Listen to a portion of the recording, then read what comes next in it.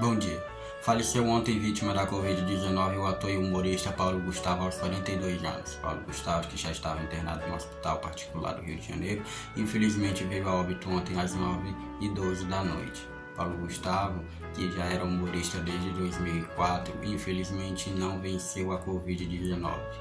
Infelizmente perdemos um grande artista que vai fazer muita falta para a nossa diversão.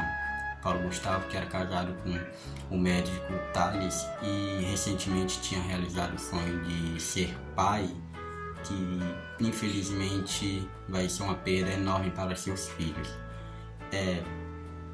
Paulo Gustavo era ator, humorista da Rede Globo, muito famoso no Multishow, um programa da Rede Globo. E agora, infelizmente, só vai nos deixar saudades, esse grande artista.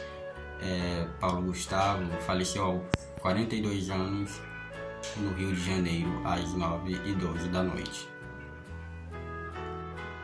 A notícia, ao mesmo instante, abalou o país.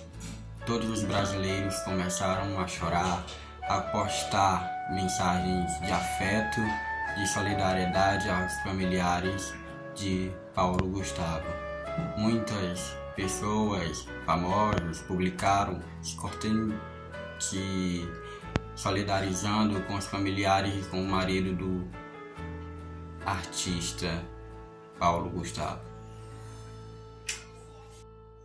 Paulo Gustavo, que já fez vários papéis em diversos trabalhos, como Dona Hermínia,